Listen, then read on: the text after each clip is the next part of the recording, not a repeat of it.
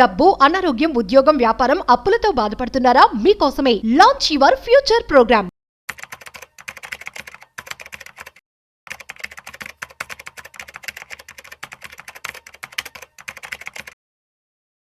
ఈ వారం stock market ఎలా ముగిసింది, అదేవిధంగా ఈ మంత్లో స్టాక్ మార్కెట్ అప్డేట్స్ ఎలా ఉన్నాయి, అట్ ది సేమ్ టైం రీసెంట్గా మనం చూసినట్లయితే సెన్సెక్స్ అండ్ నిఫ్టీ రెండు కూడా ఆల్ టైమ్ హైకి దూసుకు వెళ్తున్నాయి. సో వీటికి సంబంధించి మరింత సమాచారం ఇవాళ మనతో చెప్పడానికి certified finance planner Madhavi Reddy garu ఉన్నారు. సో వారి మాటల్లోనే మరింత సమాచారం అడిగి తెలుసుకుందాం. సో హాయ్, హలో, నమస్తే, వెల్కమ్ టు సుమన్ టీవీ. నేను మీ Rajiv Pasupuleti. So hi ma'am, నమస్తే. నమస్తే, ఎలా ఉన్నారు మ్యామ్? గుడ్ అండి. Yeah, super.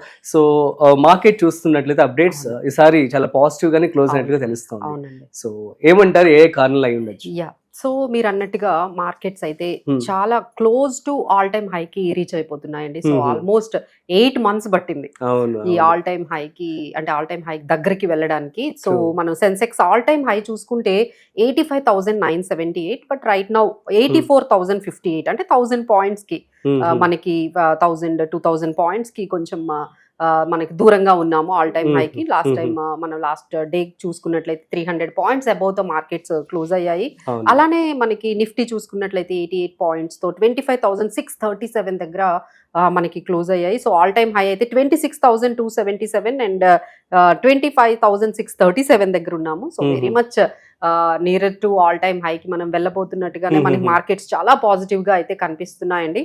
సో దీనికి ఇంత సడన్ గా ఒక్కసారిగా ఈ లాస్ట్ 2 days లో నుంచి మార్కెట్స్, ఎస్పెషల్లీ ఫ్రైడే రోజు అయితే ఇంత పాజిటివ్ గా మార్కెట్స్ వెళ్ళడానికి కారణం అయితే ఎఫ్ఐఐస్ అని చెప్పొచ్చండి. సో ఎఫ్ఐఐస్ ఆల్మోస్ట్ 12,500 crores ఒక్క రోజులోనే క్యాష్ సెగ్మెంట్ లో ఇన్వెస్ట్ చేశారు. సో అంతా కూడా పాజిటివ్ గా, అందుకనే మార్కెట్స్ 25,500 ని కూడా బ్రీచ్ చేసి 25,637 దగ్గర క్లోజ్ అయ్యాయి. అంటే so very much like because of FIIs buying అని చెప్పొచ్చు.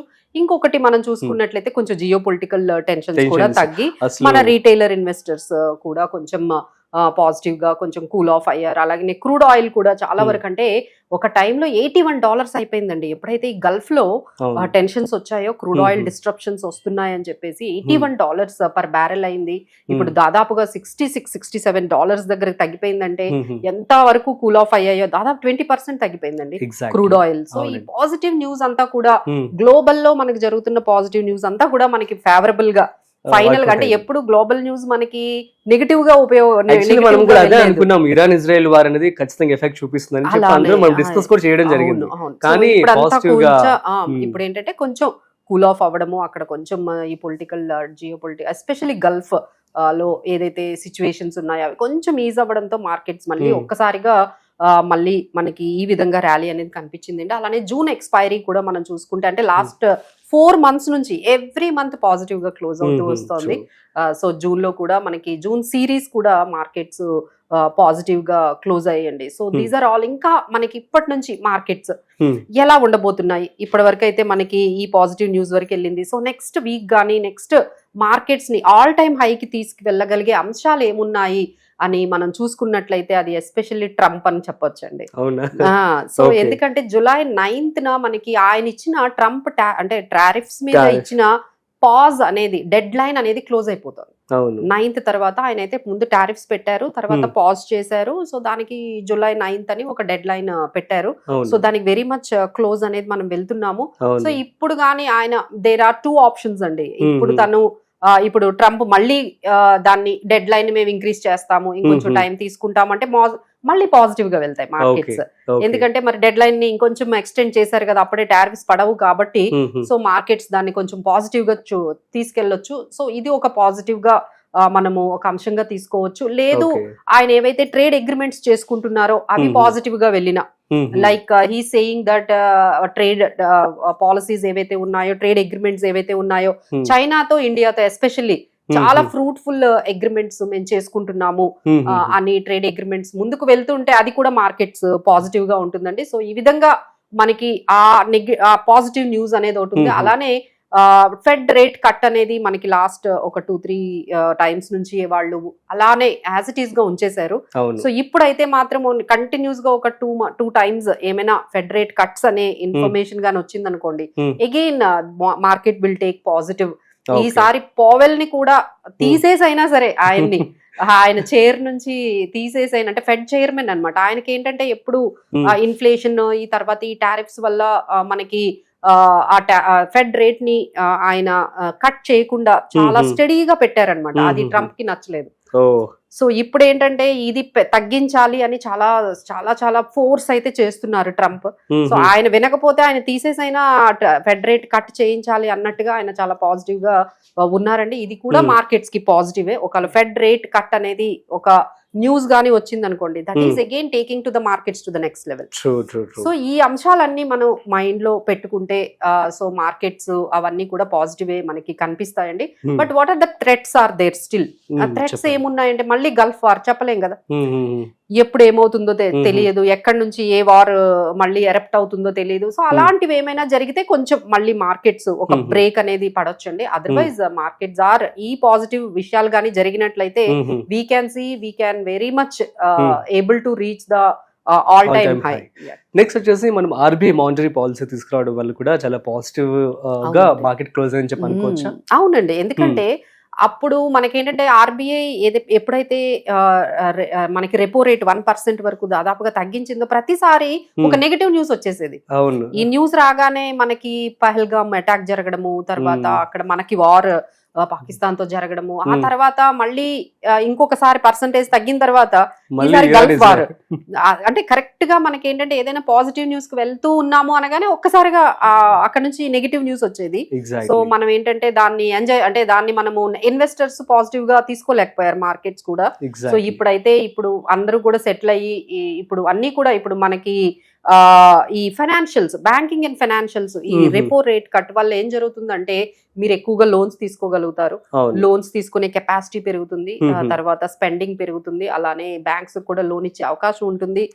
సో దాని వల్ల ఏంటంటే ఎస్పెషల్లీ ఈ రియాలిటీ సంబంధించిన సెక్టార్స్ కానీ లేకపోతే ఫైనాన్షియల్స్ లైక్ పిఎన్బి ఫైనాన్షియల్స్ కానీ, శ్రీరామ్ ఫైనాన్స్ కానీ, ఎస్బీఐ, ఐసిఐసిఐ, సో ఇవన్నీ కూడా చాలా వరకు పాజిటివ్ గా ఈ బ్యాంకింగ్ అండ్ ఫైనాన్షియల్స్ సంబంధించి కొంచెం ఈ రెపో రేట్ కట్ వల్ల మనకి పాజిటివ్ గా అయ్యే అవకాశాలు అయితే ఇప్పుడు నెక్స్ట్ కనిపిస్తున్నాయండి. ఆ తర్వాత డిఫెన్స్ ఇంకా మనం చెప్పాల్సిన అవసరమే లేదు. అన్ని కంట్రీస్ కూడా బాగా డిఫెన్స్ మీద, నాటో కూడా వాళ్ళందరూ కూడా మెంబర్స్ అందరూ కూడా డిసైడ్ అయ్యారు ఒక 20% అంటే ఎంత వరకు అంటే జీడిపిలో 2% వరకే వాళ్ళు స్పెండింగ్ అనేది డిఫెన్స్ మీద ఉండేదండి. ఇప్పుడు పెంచుకుందాము, డిఫెన్స్ మీద చాలా అమౌంట్ ఎక్స్పెండిచర్ పెంచుదామని అందరూ కూడా ఎలకేషన్స్ బాగా చేసుకుంటున్నారు, ఇంక్లూడింగ్ ఇండియా. సో మనం ఏంటంటే పాజిటివ్, ఇది మనకి ఎలా పాజిటివ్ అవుతుందంటే మనము డిఫెన్స్ ని చాలా వరకు ఎక్స్పోర్ట్స్ చేస్తున్నాం అండి, ఎక్విప్మెంట్స్.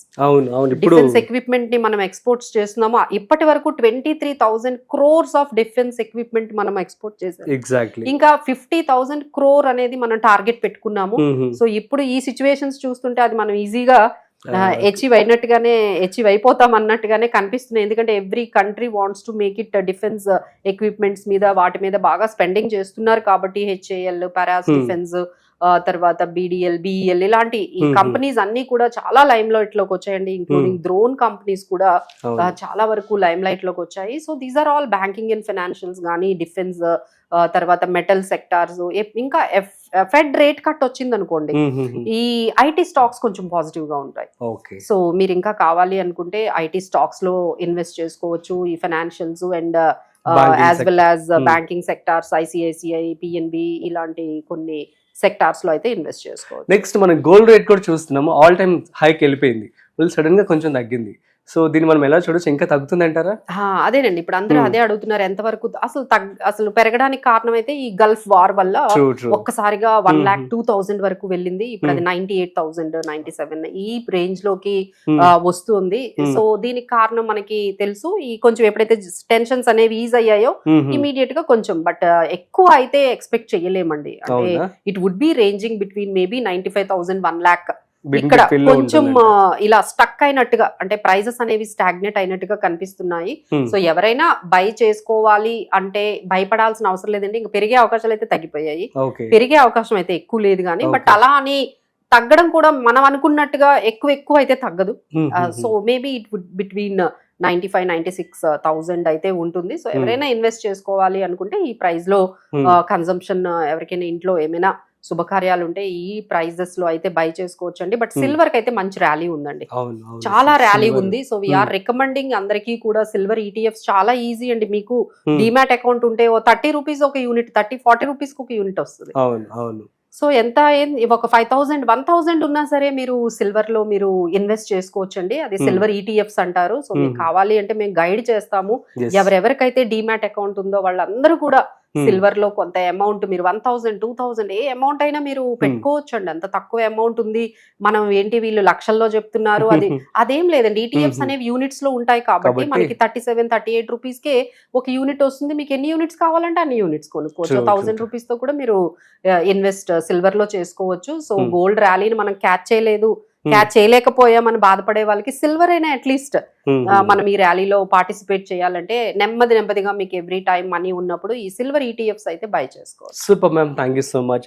సో గైస్, మీ అందరికి అర్థమైంది కదా. సో ప్రస్తుతం స్టాక్ మార్కెట్ అయితే చాలా పాజిటివ్ గానే క్లోజ్ అయింది. సో జియో పొలిటికల్ టెన్షన్స్ కావచ్చు, what ever it is, long term investment లో కనుక మీరు కనుక పెట్టుబడి పెట్టినట్లయితే సో మీకు పాజిటివ్ గానే ఉంటుంది. ఇవన్నీ కూడా ఎప్పటికప్పుడు వస్తూ ఉంటాయి, పోతూ ఉంటాయని చెప్పడం జరిగింది. అట్ ది సేమ్ టైం మీరు కనుక గోల్డ్ అండ్ సిల్వర్ లో కనుక పెట్టుబడి పెట్టుకోవాలనుకున్నట్టయితే సిల్వర్ కి ప్రస్తుతం అయితే మంచి ర్యాలీ అయితే ఉండడం జరిగింది కాబట్టి సో సిల్వర్ లో పెట్టుబడి పెట్టుకుంటే మంచిది అని చెప్పి మాధవి రెడ్డి గారు కూడా చెప్పడం జరిగింది. That's it. సో మరొక ఇంట్రెస్టింగ్ కాంటెంట్ తో మళ్ళీ కలుద్దాం. అంతవరకు చూస్తూనే ఉండండి సుమన్ టీవీ.